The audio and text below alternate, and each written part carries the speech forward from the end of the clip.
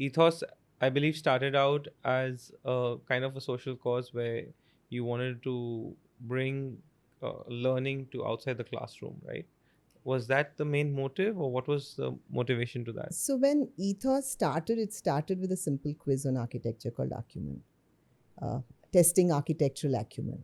That was the first event that I launched. It was called Arcumen. Okay. And it's now a very popular event among students of architecture because it's 22 But years old. why did you launch such an event? Like, where did this idea come up from? And then, Just dreamt it up. Brand equity was very big those days as a corporate quiz. yes, And quizzing was big in Calcutta, yeah, you know. And I said, why not a quiz on architecture? And it was just something that, just like the idea for a walk that I did later blew me off. The idea of a quiz in architecture kind of took me over completely. It possessed me. I thought it would be fantastic. I thought people would come scrambling saying, we want to sponsor it, we want to support it. And only when I got, was it was so hard. It was so hard. I went out of pocket. The first quiz was hosted by Barry, and then I realized how much quiz hosts charge. The second onwards, I went and used Giri Balasubramaniam. He's got a moniker, Pick Brain, and he's out of Bangalore. So Giri did all my quizzes after, but the first one was by Barry. And you put budget together. You say, 4.5 lakhs, we should be able to pick it up. And then I managed to collect about 1.2 in total, of which there were friends and people who also contributed. And I said, oh my God, what am I it doing? is that hard, It right? is. But it was a beautiful experience and journey, because what we did also was we did it at the town hall, Kolkata town hall. It had just been renovated. The 300 years of Kolkata had just been celebrated. So it was a beautiful venue. And I dovetailed a general knowledge quiz as well. So we did 2 quizzes. The general knowledge quiz was against paid subscription. So I managed to collect another 10,000 or so through the subscriptions, 1,500 rupees each team had to pay. And quizzing is big in Kolkata, so they all came in. And then I actually went and got the fashion designer in town, Saba Kareem. I got all these. I would go and request them, and they came to ask questions as part of a Right. specific audience round or. So hardcore hustle, right? To first get to know these people, get them on board, Absolutely. get them excited But it to was so come much on. Yeah. fun, putting it together.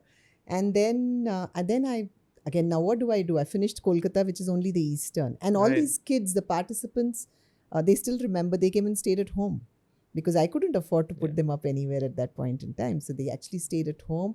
I remember taking up a orphanage, Graham's School. It's an orphanage, and I picked up some rooms there for certain kids in case I couldn't accommodate everybody. And all I could give them was a cake. I baked a cake and I took it to them and I said, this is what I can give for your orphanage, but will you give me rooms? So that's how the journey started. And then I said, how do I take it to Bangalore next? How do I take it to Delhi? How do I take it to Mumbai? And it meant the first year of Arcumen, which should be 4 episodes, which happened over 2.5 months now, took me a year and a half to do, because then I had to go and market the second event. And I remember sitting, those were days again where you did not do these things off a laptop. You had people who would edit a video. Maybe we made a 5-minute marketing video on what happened in Kolkata and then showed the enthusiasm and managed to market it to somebody in Bangalore. And Did you not feel somewhere at that point that this is not going to go anywhere? Like that doubt? no, I You like convinced that convinced that something is we'll going to do come it. out Yeah, of I this? said, yeah, we'll certainly do it. And the Bangalore event gave me a huge shot in the arm.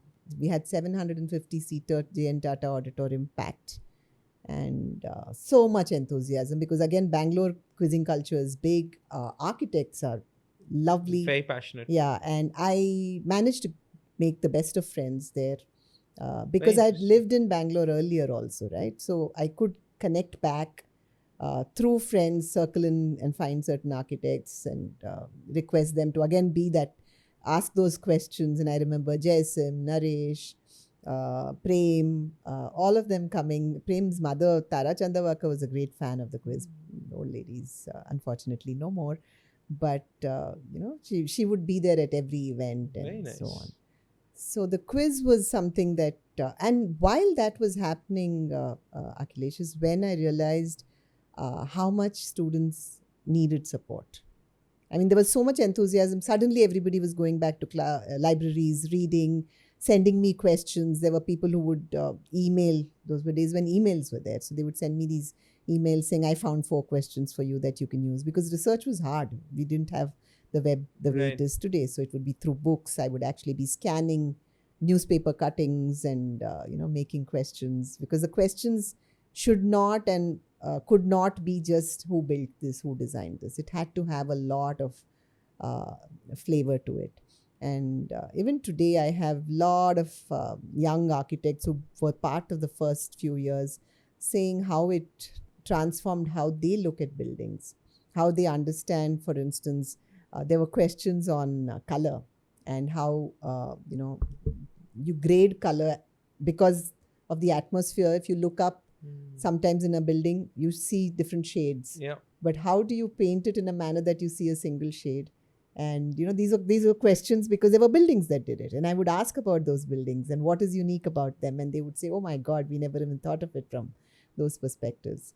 And so it was very exciting how there were tax on openings and windows in the UK. And And that's then how drove the market dynamics, yeah, right? yeah, Yeah. and how people boarded up their windows Yeah. because they didn't want to pay Yeah. those taxes, and so questions and all, stuff like that. And it was fantastic. It was the most fertile time.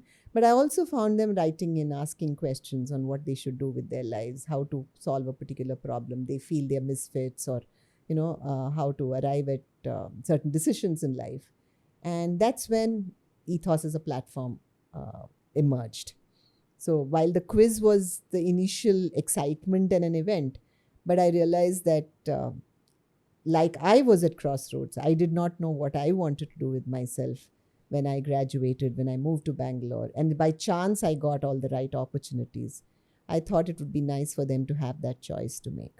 And Ethos offered that platform of sorts.